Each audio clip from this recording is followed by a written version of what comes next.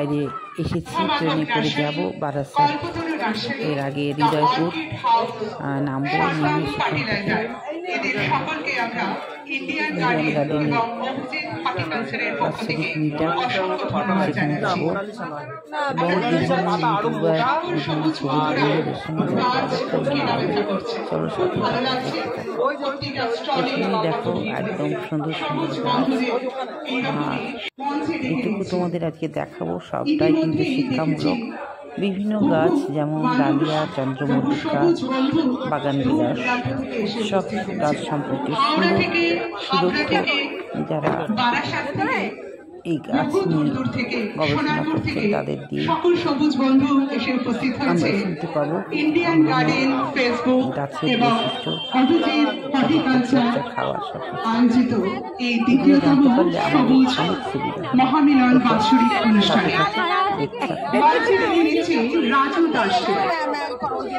রাজু দাস মঞ্চে চলে আসো, রাজু দাস মঞ্চে চলে আসো।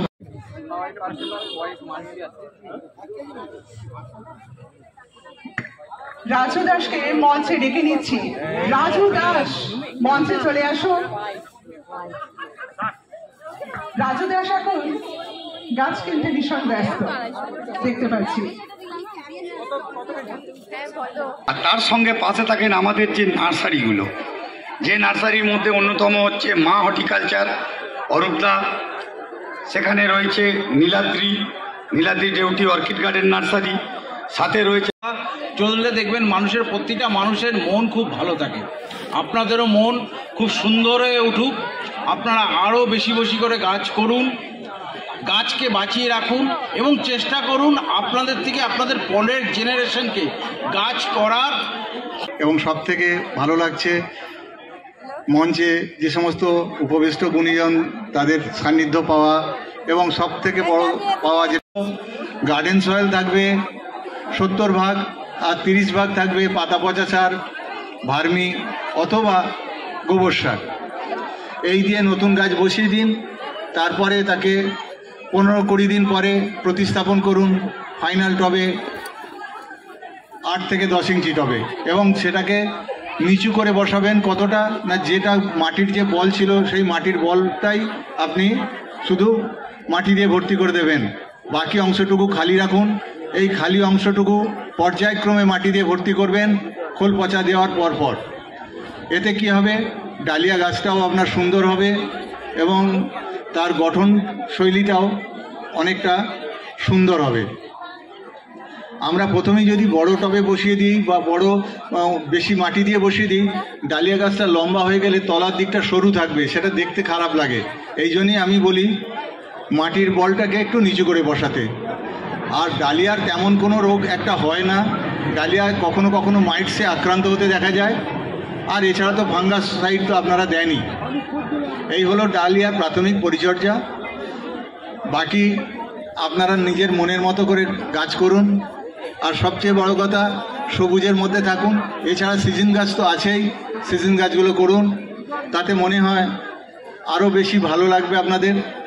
কারণ প্রথম থেকে আমি ধাপে ধাপে পর্ব 1, পর্ব 2, পর্ব 3 প্রত্যেকটি বিষয়ে যেভাবে আমি আপনাদেরকে জানিয়ে দেব, সেই জানানটা আপনারা গ্রুপ থেকে লক্ষ্য করবেন, তাহলে দেখবেন যে আপনাদের আর অ্যাডেনিয়াম সম্পর্কে কোনো রকম সমস্যা থাকবে না, আপনারা স্বচ্ছন্দে অ্যাডেনিয়াম করতে পারবেন। দেবজ্যোতি মহাশয়ের হাতে সবাই মিলে একটা জোরে করতালি হয়ে যাক। বাগান বিলাস করতে গিয়ে এক হচ্ছে 3-4 ভাগে যদি এটাকে পরিচর্যাটাকে ভাগ করি। 1 নম্বর হচ্ছে মাটি, 2 হচ্ছে আমার লোকাল ওয়েদার, 3rd হচ্ছে খাওয়া দাওয়া, তার থেকেও বড় কথা হচ্ছে জল, যে জল কতটা। কারণ আমি মনে করি বাগান বিলাসের 80% রোগ জলেই তার মানে উদ্বোধন এবং জলেই তার সমাধান। আপনি মনে করছেন যে পাতায় কোনো সমস্যা হয়েছে, কিন্তু একটু যদি গভীরে দেখেন সেই সমস্যাটা অ্যাকচুয়ালি আপনার জলে। তো জল যদি ঠিক রাখা যায় 80% সমস্যা সেখানেই সমাধান। এবং জলের সাথে জড়িত হচ্ছে মাটি। আপনি মাটি একরকম তৈরি করলেন, জল আরেকভাবে দিচ্ছেন, তাহলে কোনোদিনও দুটোকে মেলাতে পারবেন না। মাটি অনুযায়ী আপনাকে ওয়াটারিং করতে হবে, এবং ওয়াটারিংটাকে আপনাকে ধীরে ধীরে একদিনে তৈরি করা যাবে না, নতুন গার্ডেনারের জলের হাত তৈরি হতে একটা সময় লাগে, সেই সময়টা করতে করতেই, সময়টা দিতে দিতে সেই হাতটা তৈরি হয়। আমরা যখন প্রথম বাগান শুরু করেছিলাম তখন বলা হতো যে যখন নতুন গাছ করতে গিয়ে, সে যে কোনো রকম গাছ করতে গিয়ে গাছ কিনছি, গাছ মারা যাচ্ছে, বলা হতো জলের জন্যই গাছ মারা যাচ্ছে, হয় বেশি জল দিয়ে ফেলছেন বা জল দিচ্ছেনই না। তো সেটা শিখতে গিয়ে একটা জায়গায় আমি একটা আর্টিকেলে পড়েছিলাম যে বলেছিল প্রথম নতুন ওয়াটারিং যারা করছেন তারা মগ দিয়ে জল দিন, কারণ এর একটা লাভ আছে হচ্ছে আমরা যখন প্রথমেই নতুন বাগানির হাতে যখন একটা ওই জ্যারিকেন পড়ে যায় বা স্প্রেয়ার পড়ে যায় তখন জলের তার আর হদিশটা থাকে না কতটা জল দিচ্ছে। জল ভরতাম, জল দিয়ে মগে করে করে দিতাম, তাতে কি হতো ওই যে আপনার একটা কানেকশন যে আমি, এবং একটা আন্দাজ থেকে 1 লিটারের একটা মগ, 1 লিটারের মগে করে আমি জল দিচ্ছি, সেটা আমি দেখলাম হয়তো হাফ মগ জল শেষ হতে না হতেই টব উপচে গেল, তাহলে আমার একটা আন্দাজ তৈরি হবে যে আচ্ছা এটা আমার তাহলে এইরকম 1 লিটার জল দিয়ে আমি 2টো গাছে দিতে পারবো কি 3টে গাছে দিতে পারবো। এইটা যদি 4-5 মাস 6 মাস করেন তাহলে দেখবেন আস্তে আস্তে ধীরে ধীরে ধীরে ধীরে আপনার হাত জলের খুব ভালো তৈরি হয়ে যাবে। এবং মাটি অনুযায়ী স্পেশালি হচ্ছে আপনার যে মাটি, আপনি যেই মিডিয়া তৈরি করছেন তার সাথে আপনার যে কানেকশন একটা তৈরি হয়ে যাবে, আপনি বুঝতে পারবেন যে এই মিডিয়ায় এর থেকে বেশি জল পড়লে সমস্যা হবে, এই গাছে এর থেকে কম জল পড়লে সমস্যা হবে। এই করতে করতে দেখবেন তখন আপনি যাতেই দেন জল, স্প্রেয়ারে দিন বা জ্যারিকেনে দিন, আপনার কিন্তু জলের সমস্যাটা অনেকটা কমে যাবে। তাই আমি নতুন যারা করছেন, যারা পরিপক্ত হাত হয়ে গেছে তাদের কাছে তো নতুন করে কিছু বলার নেই, নতুন যারা বাগান করছেন চেষ্টা করবেন 5টা কি 7টা কি 10টা গাছ হলো সব গাছে মগে করে জল দেওয়া সমস্যা, সত্যিই সমস্যা, সময়ের সমস্যা, কোমর ব্যথা হয়ে যাবে, অনেক সমস্যা। তো 4-5টা 7টা গাছ এমন রাখুন, যেই গাছই করুন যেটাকে আপনি মগে মাঝে মধ্যে করে জল দেবেন, তাহলে কিন্তু জলের হাতটা প্র্যাকটিক্যালি আমি এটা নিজের লাভ পেয়েছি, অনেক ভালো তৈরি হবে, জলের আন্দাজ ভালো তৈরি হবে। অনেক রেশিও, ইউটিউব খুললে ফেসবুক খুললে অজস্র রেশিও, কোনো শেষ নেই। কেউ বলছে 1 ভাগ বালি 1 ভাগ মাটি 1 ভাগ কম্পোস্ট, কেউ বলছে 50% বালি 50% 30% কম্পোস্ট আর বাকিটা মাটি। তো রেশিওর কোনো শেষ নেই। এবার আমি যদি এখানে দাঁড়িয়ে আপনাকে একটি রেশিও বলে দিই, আমার মনে হয় সেটা ম্যাচ করবে না, কারণ প্রত্যেক জায়গার মাটি আলাদা। আমি কলকাতা, সাউথ কলকাতায় থেকে আমার যেই মাটিটা আমি কোথা থেকে সোর্সিং করছি, আমি একটা নার্সারিতে গেলাম 2 বস্তা মাটি তুলে আনলাম, তারা সেই মাটিটা কোথা থেকে নিচ্ছে, সেটা মাটির আদেও বেলেদেও আসে নাকি সে গঙ্গার পাড় থেকে পলি মাটি নিয়ে আসছে, কী নিয়ে আসছে আমি জানি না। কাজে আমি একটা রেশিও বলে দিলাম, সেই রেশিওতে আপনি মিডিয়া তৈরি করে গাছ করলেন, দেখবেন আমার গাছের এক্সপিরিয়েন্সের সাথে আপনার গাছের এক্সপিরিয়েন্স ম্যাচ করছে না। এটা খুব গুরুত্বপূর্ণ। তাই আমি কোনো পারফেক্ট রেশিও আমি কোনোদিন বলি না, একমাত্র তখনই বলি যদি আমি জানি যে আমি যেখান থেকে মাটি নিচ্ছি সেম মাটি থেকেও গাছ করছে। সেইখানে আমি একটাই জিনিস বলতে পারি, মাটি আপনি এমন তৈরি করুন, সেটা আপনি যে কোনো মিডিয়া দিয়ে তৈরি করতে পারেন। যদি আপনার মনে হয় বালি পাচ্ছেন না, ধানের চিটে মেলালেন, ধানের তুষ মেলালেন, সেটাও ঠিক আছে। যদি মধ্যে তুষ পাচ্ছেন না, বালি মেলাচ্ছেন, সব ঠিক আছে।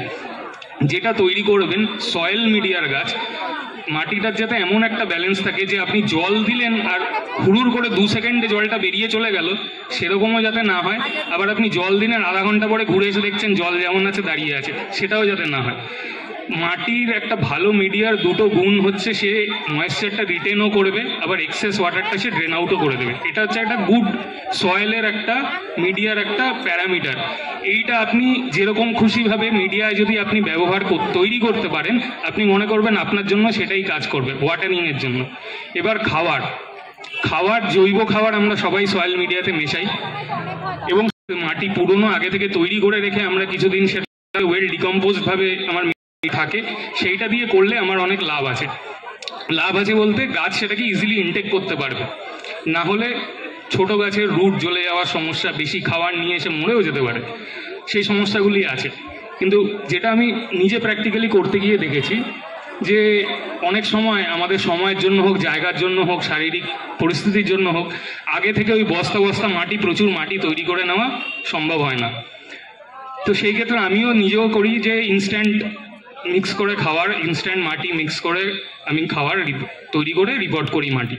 সেক্ষেত্রে একটা ব্যাপার আছে যে কতটা জৈব সার মেশাচ্ছেন সেটা আপনাকে গাছ অনুযায়ী বুঝতে হবে। আপনার কাছে একটা ম্যাচিওর্ড গাছ আছে, 1 বছরের গাছ, বা ধরুন 8 মাস 10 মাস কি 3 বছর 4 বছরের গাছ, সেই গাছটি আপনার যদি একটু জৈব খাবার, মানে আপনি গোবর সার কিনে এনেই মাটির সাথে মিশিয়ে দিলেন, সাথে সাথে কোনো আগে ডিকম্পোজ নেই, সেই গাছটি যতটা নিতে পারবে, একটি চারা গাছ কালকে আমি নার্সারি থেকে এনেছি, তাকেও যদি আমি 30% জৈব সার, ওই গোবর সারটা এনেই সাথে সাথে দিয়ে দিই, সেই গাছটা কিন্তু মরে যেতে পারে। সেই গাছটা অত রুটই নেই, টানার মতো ক্ষমতা নেই।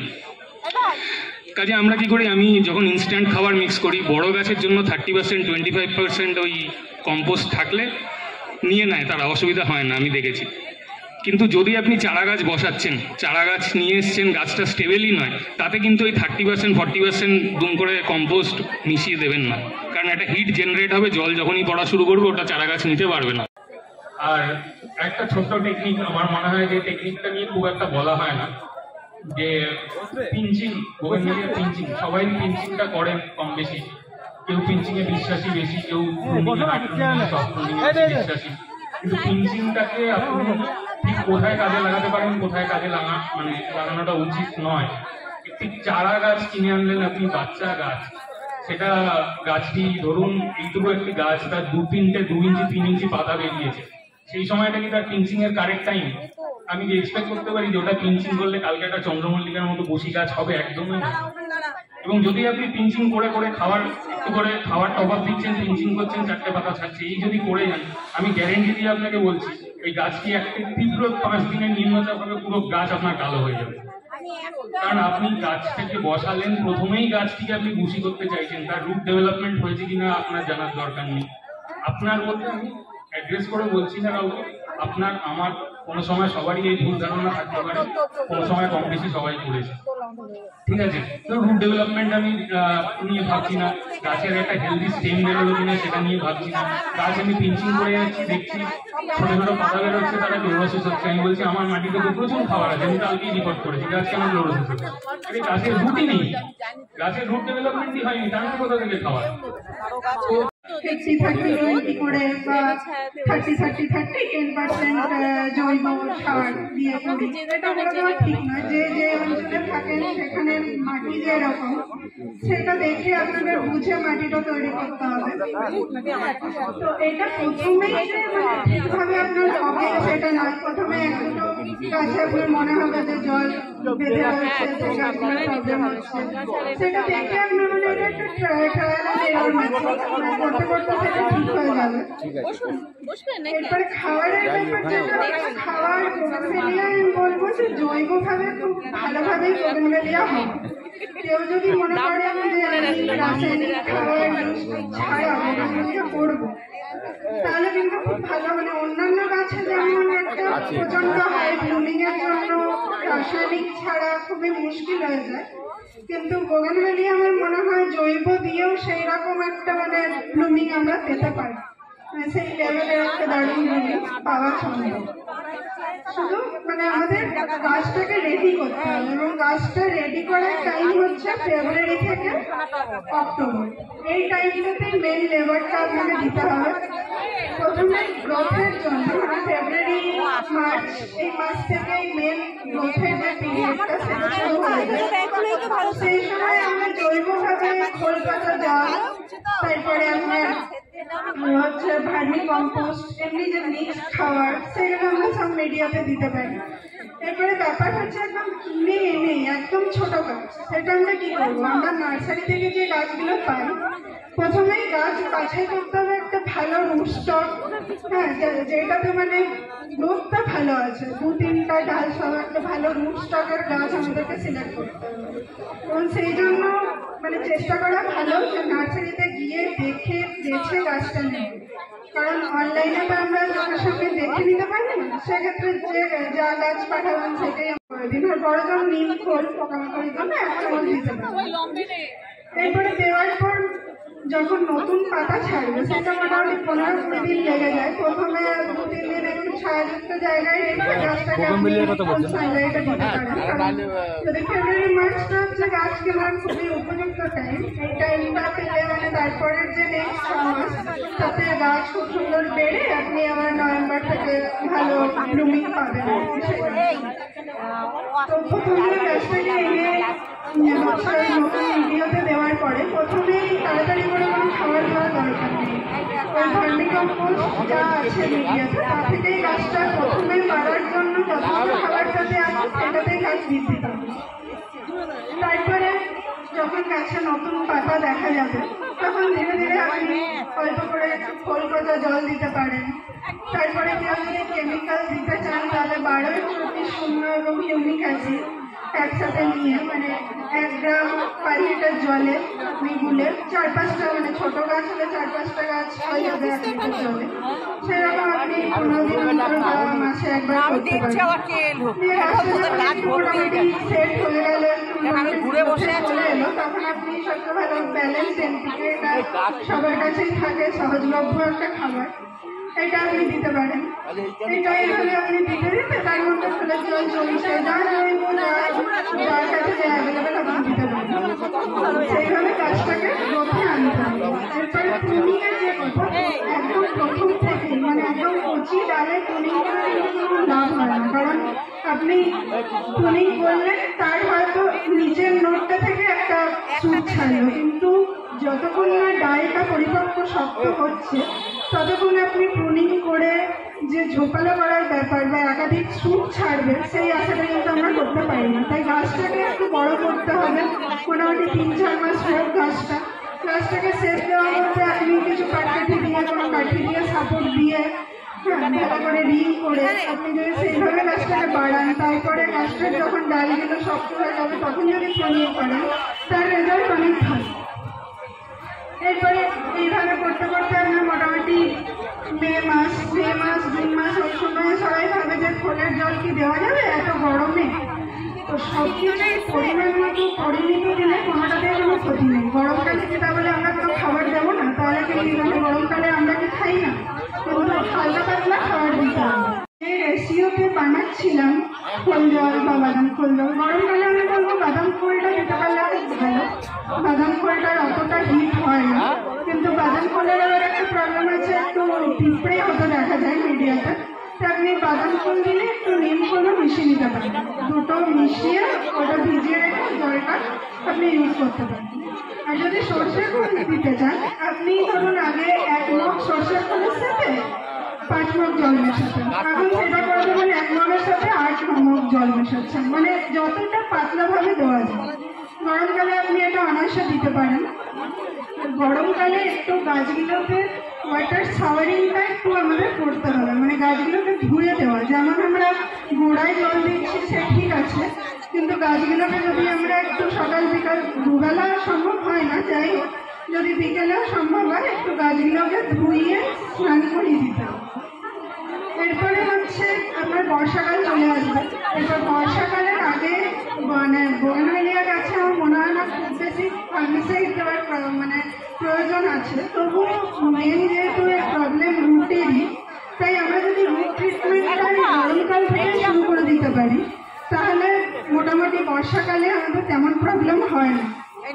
এরপরে এখন হচ্ছে মাইক্রোরাইজার, যেটা হচ্ছে প্রোবায়োটিক, তার হচ্ছে ইউজফুলনেসটা অনেক বেড়েছে আমাদের বোগেনভেলিয়ার ক্ষেত্রেও। আগে বোগেনভেলিয়াতে তেমন এটা ইউজ হতো বলে আমার জানা নেই, আমি নিজেও করিনি, আমি এই বছরটাই ওটা ব্যবহার করেছি বিভিন্ন ভিডিও দেখে সবার মুখে শুনে, এবং ওইটার ভালো উপকারিতা পাওয়া গেছে। মাইক্রোরাইজারটা হচ্ছে আপনার একটা প্রোবায়োটিক, যেটা হচ্ছে উপকারী ছত্রাক, এবং এটা একটা সিম্বায়োটিক রিলেশনশিপের মধ্যে দিয়ে কাজ করে। মানে হচ্ছে এটা যেহেতু ছত্রাক, এটা বেঁচে থাকার জন্য গাছের থেকেই মানে গাছ যে গ্লুকোজ তৈরি করে সেটাই খাবার হিসাবে গ্রহণ করে এবং তার বদলে গাছে একটা সুস্থ বলয় তৈরি করে। এরা মাটির মধ্যে বংশ বিস্তার করে মাটির মধ্যে যে অপকারী ব্যাকটেরিয়াগুলো থাকে সেগুলোকে ধ্বংস করে, এবং বাইরে থেকে যদি কোনো অপকারী ব্যাকটেরিয়া আক্রমণ করতে যায় তার বাধা ব্যবস্থা করলে ভালো। এই জন্য মাইক্রোরাইজারটা ইউজ করলে, এছাড়াও মাইক্রোরাইজার আরেকটা কাজ হচ্ছে আমরা যে খাবারগুলো দিই অনেক সময় মাটিতে মানে যে ফসফেটটা থাকে ওইটা গাছ অনেক সময় সেপরের মাধ্যমে গ্রহণ করতে পারে না, মানে অজৈবিক অবস্থাটাই রয়ে যায়। তাই আমরা খাওয়া দাওয়া সবসময় অনেক সময় দেখি যে গাছের গ্রোথ সেভাবে আমাদের মনোমত হচ্ছে না। তো মাইক্রোরাইজার কি করে, মাইক্রোরাইজার হচ্ছে গাছে নির্গত হয়, যার ফলে এই ফসফেটটা দ্রবীভূত অবস্থায় গাছ তার শিকড়ের মাধ্যমে গ্রহণ করতে পারে, ফলে গাছের বিভিন্ন কলাকোষের খাবারটাও যেমন পৌঁছে যাচ্ছে, তেমনি আপনার একটা গাছের সুরক্ষা বলেও তৈরি হয়। বর্ষার সময় বেশি ওই ফাঙ্গিসাইডের পিছনে দৌড়ানোর দরকার নেই। এটা দিয়ে এটা যদি বর্ষার আগে গরম থেকেই আমরা 2-3 বার মিডিয়াতে দিতে পারি তাহলে এর উপকার কিন্তু দেখা গেছে। মানে এটা বর্ষার সময় দিয়ে কিন্তু কলোনি তৈরি করবে ব্যাকটেরিয়াটা, সেই জন্য তাকে টাইম দিতে হবে, মোটামুটি 1.5 মাস টাইম লাগবে। এই সময় মিডিয়াতে কোনো রাসায়নিক খাবার দেওয়া যাবে না, এটা দেওয়ার 10-15 দিন আগেও দেওয়া যাবে না এবং দেওয়ার 15 দিনের মধ্যেও দেওয়া যাবে না, তাহলে এই উপকারী ব্যাকটেরিয়াগুলো মারা যাবে। এটা দেওয়ার পর মাটিটা মোটামুটি ভিজে অবস্থায় রাখতে হবে, মানে মাটিকে খুব বেশি খসখসে শুকনো করা যাবে না। এটা দেওয়ার পর আপনাকে দেখতে হবে যাতে মাটিটায় জল থাকে, খুব বেশি শুকনো হয়ে গেলে জলগুলো মরে যাবে এবং এর কোনো উপকারিতা আমরা পাবো। বর্ষাকালে আরেকটা যে সমস্যা সেটা হচ্ছে ডাইব্যাক।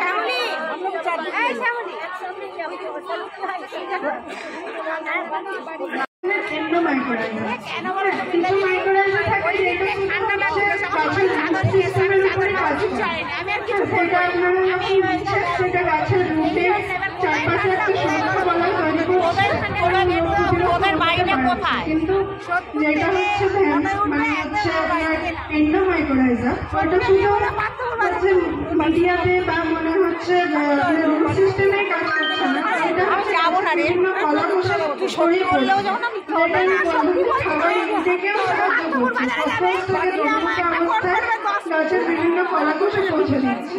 তাই এন্ডো যে হচ্ছে মাইক্রোরাইজার সেটা ব্যবহার করাটাই ভালো, বাজারে বিভিন্ন কোম্পানি পাওয়া যায়, সেটা আপনারা দেখে ইউজ করতে পারেন। এরপরে হচ্ছে ডাইব্যাকের যে সমস্যাটা মেন হচ্ছে অতিরিক্ত জল যদি স্ট্যাক করে নেয় মাটিতে, তখন ধীরে ধীরে আমরা দেখতে পারি যে নিচের দিক থেকে ডালটা শুকিয়ে যাচ্ছে এবং সেটা ক্রমশ উপর থেকে উঠছে।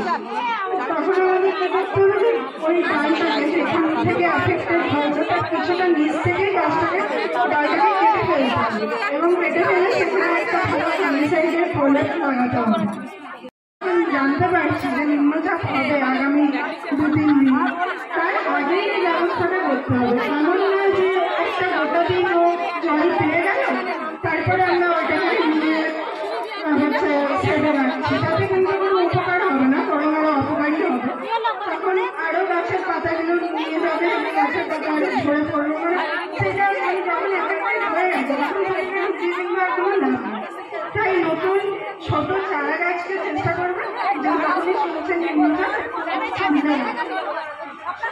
বর্ষাকালের পরেই আমাদের হচ্ছে ফুলি এবং হচ্ছে রিপোর্ট। রিপোর্টিং আপনারা সারা বছরই করতে পারেন, যেটা আমাদের ডিসেম্বর জানুয়ারি এই দুটো মাস ছাড়া মোটামুটি সারা বছরই রিপোর্ট করতে পারেন। তবু আমরা বেশিরভাগ ফেব্রুয়ারি মাস থেকে শুরু করে, যেহেতু সেই সময় গরমটাও খুব বেশি থাকে না এবং রুটের উপর স্ট্রেসটাও কম করে, এই সময় আমরা করতে পারি। এবং আরেকটা আমরা করতে পারি বর্ষা চলে যাওয়ার পর, মানে সেপ্টেম্বর থেকে। ব্লুমিংটা অনেক বেশি পাওয়া যাচ্ছে, তো যদি পসিবল না হয়, যেমন প্রচুর যাদের গাছ আছে তারা তো ওইভাবে মানে একটা সময়ই সব করা সম্ভব না, তাই সেপ্টেম্বর মাসেও আপনি করতে পারলেন কিছু, আবার ফেব্রুয়ারি মাসে যেগুলো রিপোর্ট করেছিলেন সেইগুলোর আপনি উপরের মোটামুটি 4-5 ইঞ্চি মাটি বাদ দিয়ে তাতে যদি নতুন মিডিয়া খাবার দিয়ে সেগুলোর প্রপার কেয়ার করে তাহলে সেগুলোতে ভালো ব্লুমিং পাওয়া যায়। এরপরে খাবারের ব্যাপার হচ্ছে সেপ্টেম্বর মাসে আমি যেহেতু নভেম্বর থেকে মোটামুটি ফুল নেওয়া শুরু করে দিই, এবছর তো সেপ্টেম্বর মাসে হয়নি যেহেতু বৃষ্টিই চলছিল, অক্টোবরের মাঝামাঝি থেকে মোটামুটি জৈব খাবার যেটা বানানো হয়। এরপর জৈব খাবারে যেটা দেবজিৎ বললো যে সারা বছরে কিন্তু এক রেশিওতে জৈব খাবার বানালে হবে না, আমাদের এই ব্লুমিংয়ের সিজনে যে জৈব খাবারটা হবে সেটাতে আমাদের ফসফেট এবং পটাশের ভাগটা বেশি রাখতে হবে।